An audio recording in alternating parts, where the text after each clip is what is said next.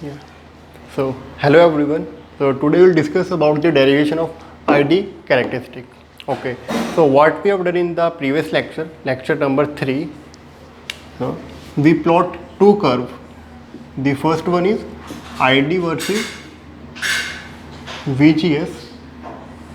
This is the equation and this is the VTH value. The second one VDS ID. This is the curve. So this is the saturation region. In this region, current is independent of the VDS voltage, and this is triode. So current will behave like a linear. So what we did in the circuit, this is the NMOS. So this is the two-port network. Port is nothing but a pair of terminal. So we have two pair of terminals, so two-port network keeping source as a common.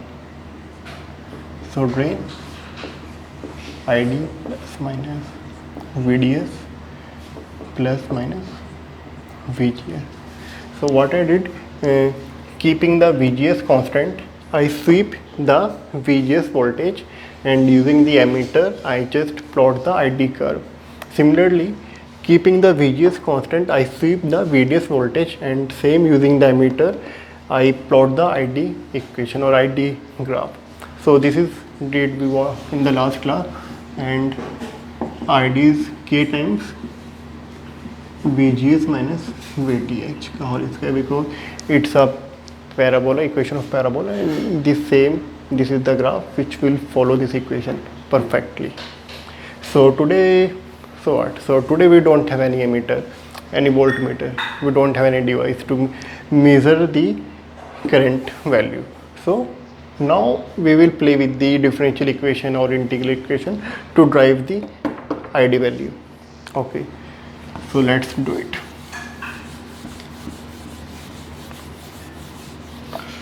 Okay, so basically in order to obtain the relationship between of the drain current of the NMOS or transistor and its terminal, we have to assume few things. Like first one, let's consider the semiconductor bar, applied the voltage V plus minus V. This is the current I. This is the direction of the current. So the very fundamental, what is the current?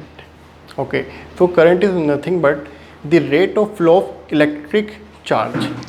So current is nothing but the rate of flow of electric charge. So this is the charge, the rate of flow of electric charge. So this is the drift velocity, this is the charge density. This is the current equation. So just explain you little bit more. So we measure all the electric charge that pass through this particular cross section area, this area, in a unit time with velocity v, which means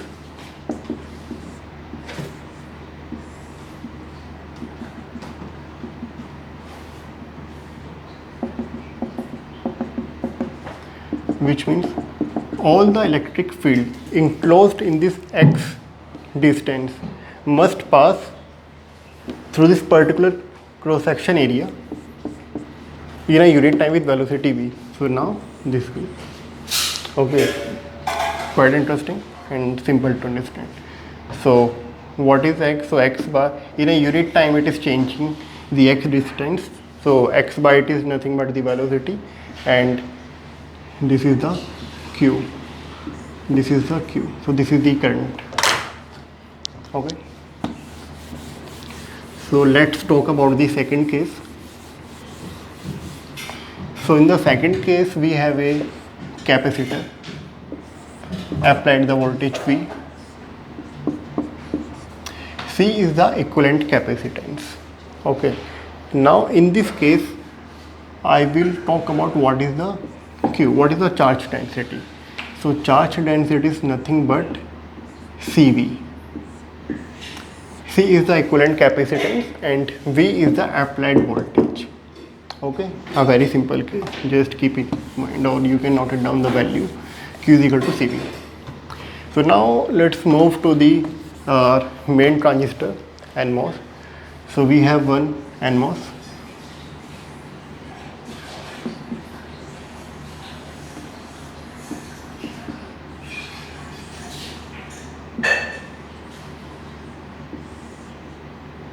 This is our gate, this is our drain, this is our source.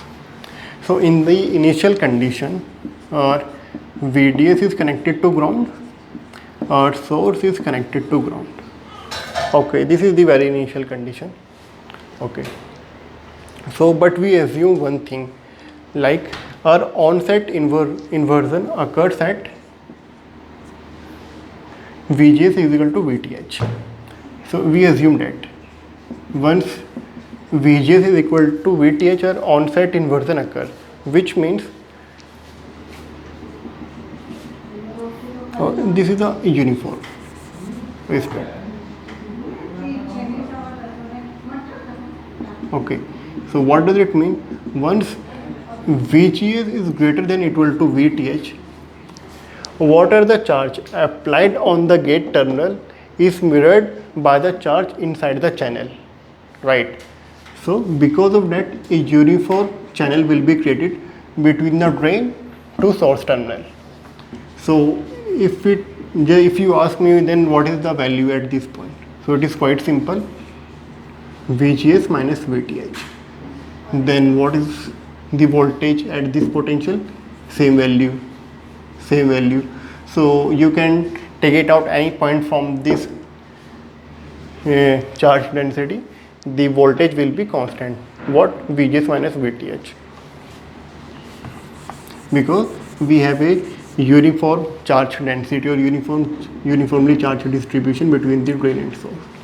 Okay, now I will change this equation. This will be constant. I will not play with this source potential, but I want to play with this equation. So now what I will do, I will increase the VD voltage. Now our drain potential is greater than the 0. So now what will be the change occurs in the channel or in the other potential, right? So we have to observe then what is the changes happen. So the first change, now earlier it was the uniform channel distribution, but it will be changed. Now it will change.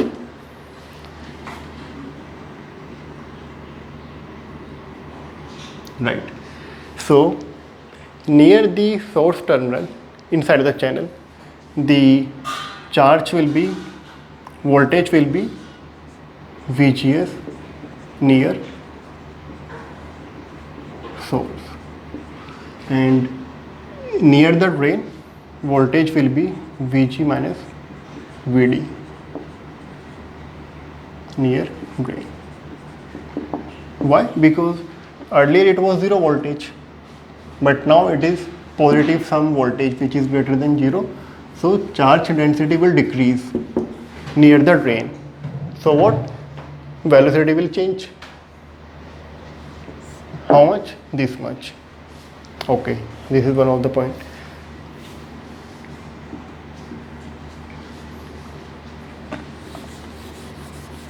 So in the first case, if we talk about what was the charge density when VD is equal to 0. So it's simple K. I will tell you later what is the K. VGS minus VTH. Because this is the uniform voltage when VD is equal to 0.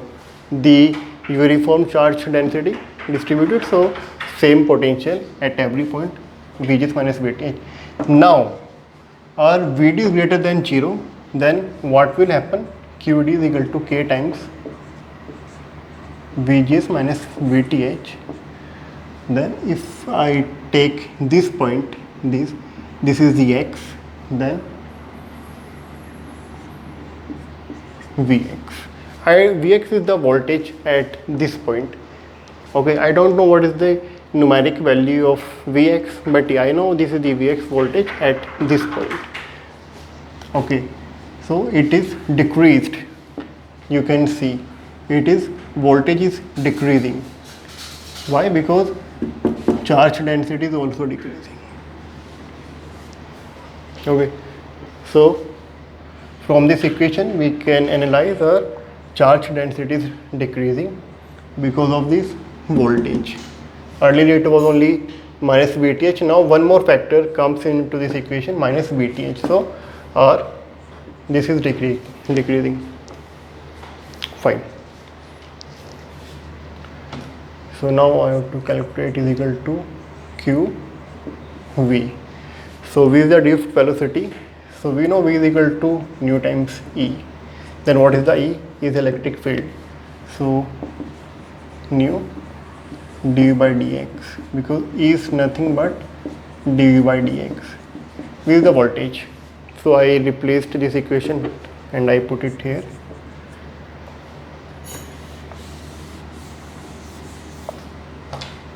So I is equal to k times Vgs minus Vth minus Vx nu dv by dx.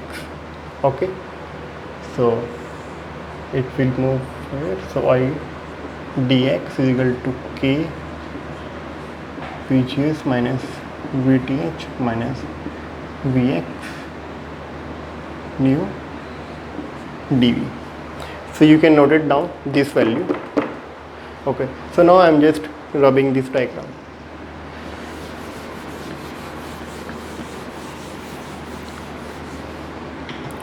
So as I know, q is equal to cv.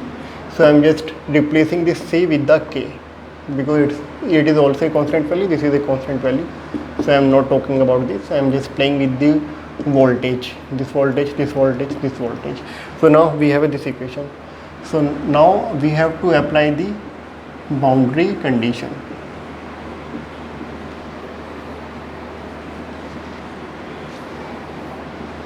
Boundary condition. Okay, so what is the boundary condition? X is equal to 0 to L. L is the effective length of the transistor, like N plus gate, N plus, this is drain, this is source, this is the L, and this is the X point we have taken out. So X is equal to 0 to X is equal to L.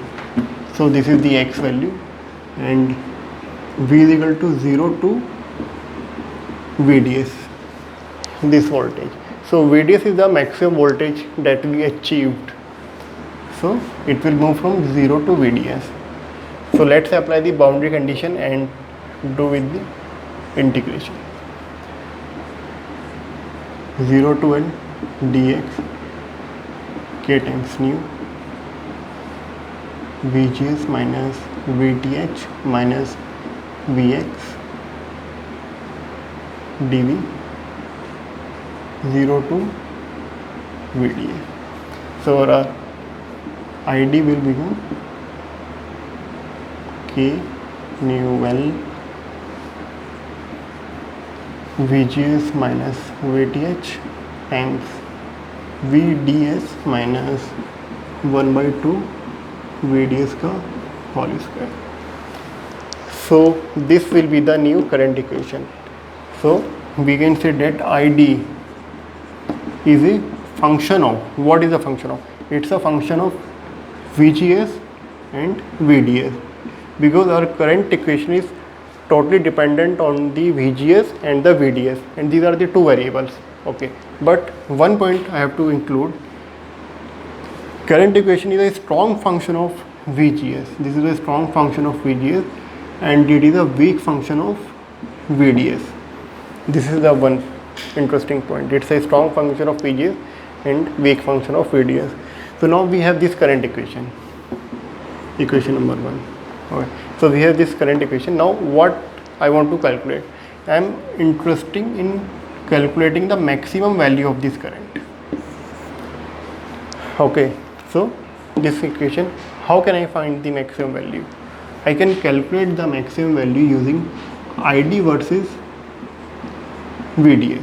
I have to differentiate this value to calculate the maximum value, to make it 0. Okay, I will tell you. So this is the current equation. Let's make the differentiation of this. So ID versus VDS is equal to mu by L. So VGS minus VTH 1 by 2 to VDS, and this will become equal to 0, which means VDS is equal to VGS minus VTH. So at this point, when VDS is greater than equal to VGS minus VTH, we can achieve the maximum value of the current. What does it mean? Maximum value of the current means the device will enter in the saturation region, like this. This is the saturation region. So a device will enter in the saturation region, and this value, this is the VDS value. So this will be the VGS minus VTH. Okay. So before this point, it will behave like a triode, and after this, it will be in the saturation region, which means the maximum value, because this is the flat region. You can increase the VDS, but current will not change. So it is the maximum current value. Okay. So now I will replace this equation VGS minus VTH here. Okay.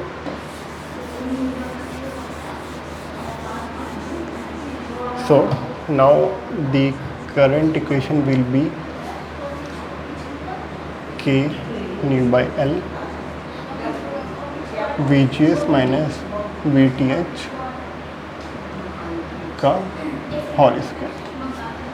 You can just drop the value here and here, then this is the equation. Okay, now almost it's completed. Then what is the value of K?